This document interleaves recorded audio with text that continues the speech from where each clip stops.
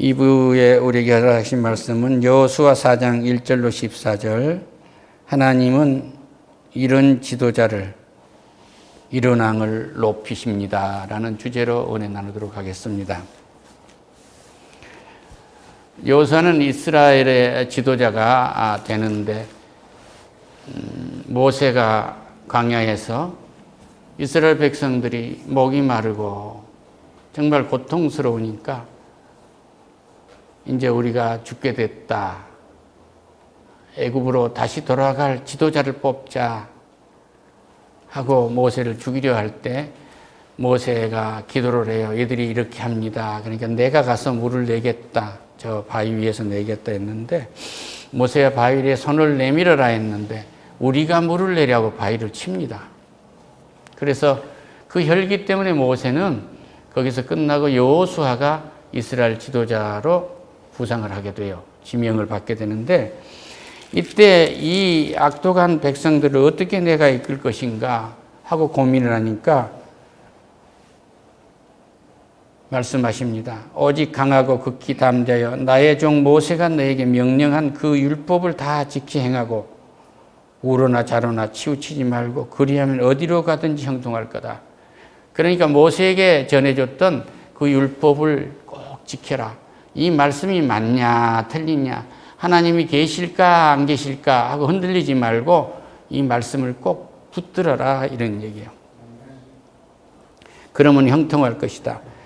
9절에서 내가 내게 명령한 이것이 아니냐, 강하고 담대하라, 두려워하지 말며 놀라지 말라. 내가 어디로 가든지 내 하나님 여호와가 너와 함께 할 것이다. 할렐루야. 이거 임마누엘의 축복이라고 그래요. 그러니까 우리에겐 누가 와 계세요? 예수님이 부활 승천하셔서 보내주는 보혜사 성령이 지금 우리와 함께 계시는 거예요.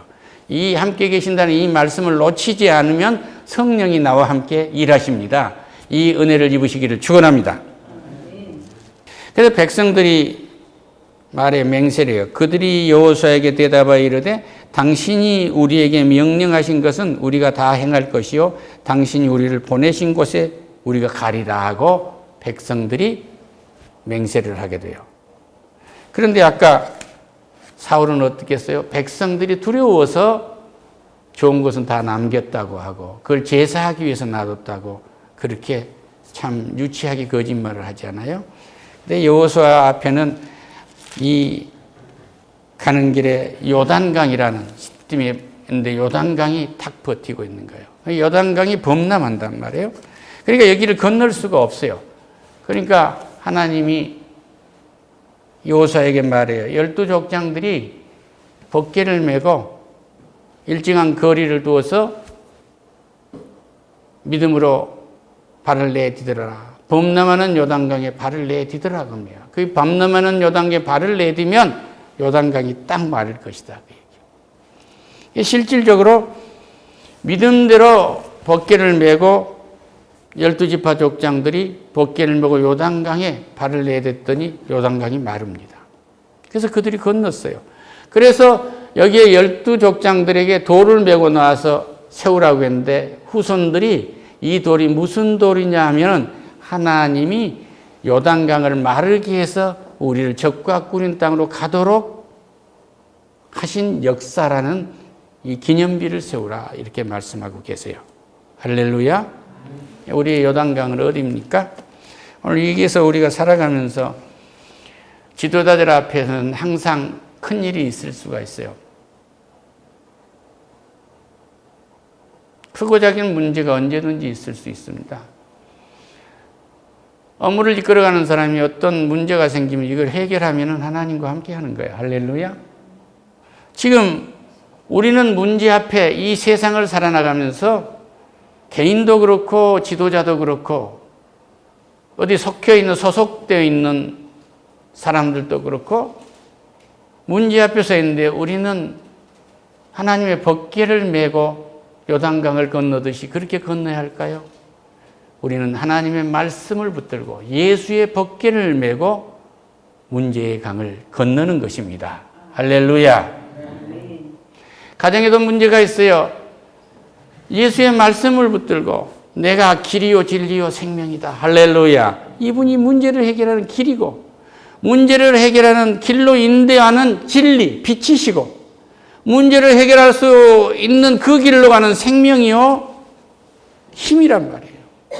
모든 에너지가 거기서 나오기 때문에 이 말씀을 붙들고 우리는 문제 앞에 서는 것입니다. 이 말씀을 붙들고 우리는 죽음 앞에 서는 것입니다. 이 말씀을 붙들고 내가 책임지고 있는 이 사회나 국가나 민족 앞에 서는 거예요. 할렐루야. 이 말씀을 붙들고 강하고 담대하라. 두려워 말며 놀라지 말라. 네가 어디로 가니 내 여호와 하나님이 너와 함께 할 것이라는 것을 모세와 함께 했듯이 여호수아와 너와 함께 할 것이다. 그러나 좌로나 우로나 치우치지 말라고 한 하나님의 음성을 듣고 하나님이 말씀하신 대로 12지파 족장들에게 하나님의 법궤를 메고 해서 요단강에 발을 내딛게 명령하는 이 담대함. 그랬더니 요단강이 마르게 되는 거예요. 그래서 뭐가 있었어요? 그날에 여호와께서 모든 이스라엘의 목전에서 여호와를 크게 하시매. 할렐루야. 지도자가 기뻐해서는 할 일이 뭐예요? 문제가 없는 지도자. 내가 일하는 곳에는 아무 문제가 없다. 내가 책임지고 있는 이 대한민국은 아무 문제가 없다. 내가 책임지고 있는 이 국제기관에는 아무 문제가 없다고 생각하면 그건 바보예요.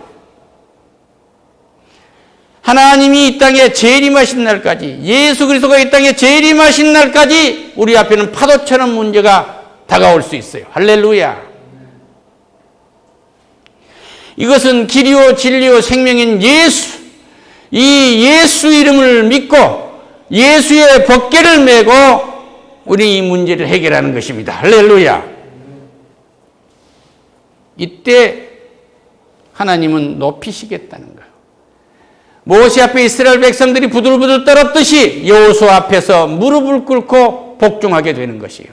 시민이 해야 할 권리만 주장한 것이 아니라 시민이 해야 할 책임과 의무를 수행하게 된단 말이에요. 할렐루야. 시민에게 책임과 의무만 강조하고 권리를 보장하지 않는 것은 중립이 아니에요. 세금 하나도 그렇습니다. 공평해야 한단 말이에요.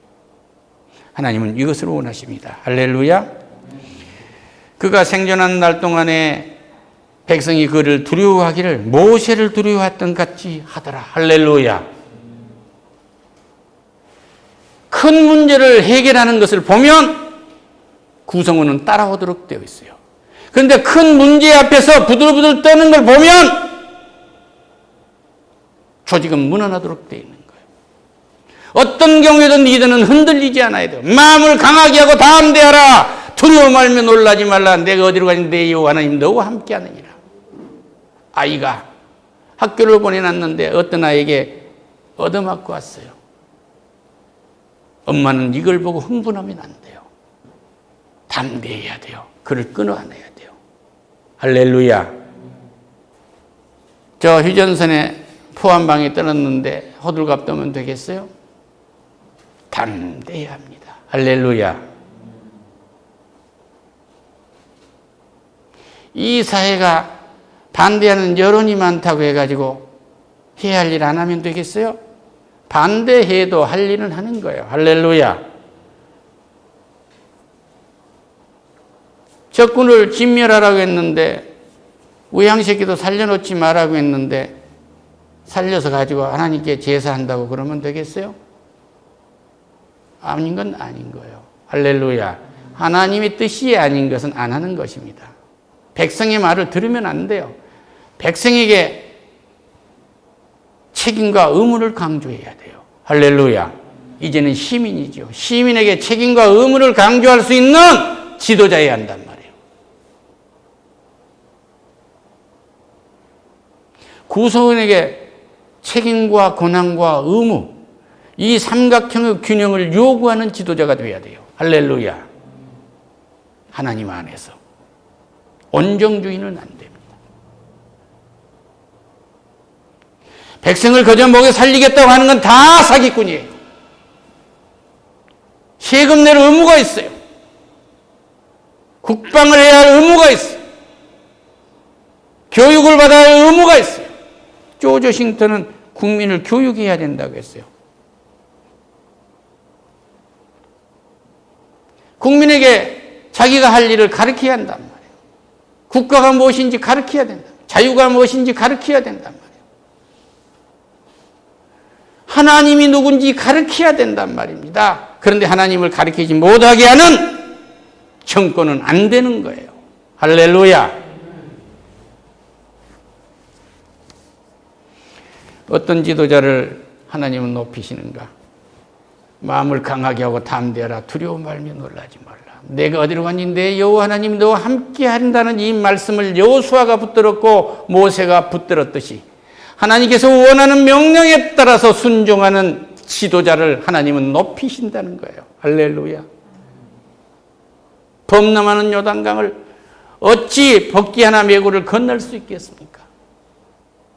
불가능을 가능케 하신 하나님이기 때문에 이 문제를 해결하는데 하나님은 문제를 해결할 수 있는 길을 열어주십니다. 우리가 감당할 수 있는 시험만 주신단 말이에요.